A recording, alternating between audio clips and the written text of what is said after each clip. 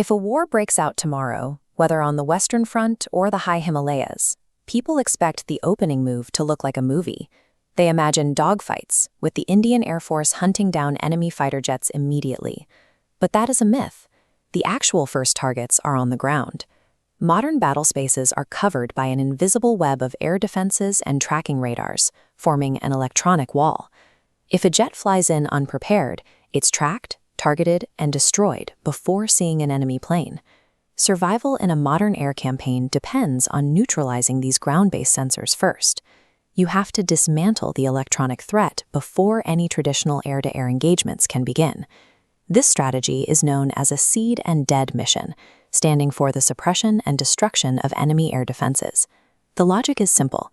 The only way to achieve air superiority is to blind the opponent.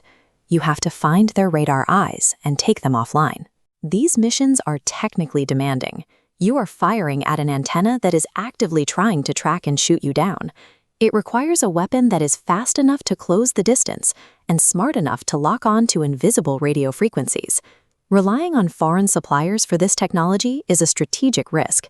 You don't want your first strike capacity to be contingent on a supplier's diplomatic mood or export restrictions. To secure its skies without outside help, India had to develop a sovereign, specialized radar hunting weapon from the ground up. That weapon is the RudraM I-2. It is a next-generation anti-radiation missile, designed and built entirely in India by the DRDO. The project was led by the Research Center Emarat in Hyderabad, a lab with a deep scientific pedigree.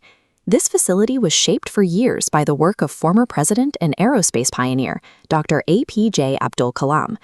The primary delivery system for this missile is the Air Force's heavy hitter, the Sukhoi Su-30 MKI. Unlike standard munitions designed to level buildings, the RudraM II has a very narrow job description. It is built specifically to seek out and neutralize electronic warfare assets. The RudraM II marks a shift towards software-defined precision, where the ability to interpret and track signals matters as much as the explosive warhead. This diagram shows the missile's standoff advantage. A pilot can launch the weapon from 300 kilometers away, staying safely outside the lethal range of enemy surface-to-air missiles. Once ignited, it accelerates to Mach 5.5, approximately 6,700 kilometers per hour. During flight, its hybrid guidance system takes over. Passive homing seekers listen for the specific radio waves coming from the enemy radar, adjusting its path in real time. Driven by physics, the enemy's tracking signal becomes the thread the RudraM II follows to the source. The engineering logic here is sound. It takes the enemy's greatest asset, their signal, and turns it into their primary vulnerability. This capability recently moved from the lab to the real world. The DRDO and the Air Force conducted a successful flight test of the RudraM II off the coast of Odisha. The mission was a complete success. The missile hit its target with pinpoint accuracy, meeting every objective and earning a perfect 100 out of 100 rating in performance reports. On a real battlefield, this translates to immediate results. When an enemy radar dish is destroyed, their command center effectively loses its vision. This suppression mission creates the opening. Once the radars are offline, the rest of the fleet can navigate the gaps and establish control over the skies. The success of this flight test indicates that India is successfully navigating the complexities of specialized anti-radiation air warfare.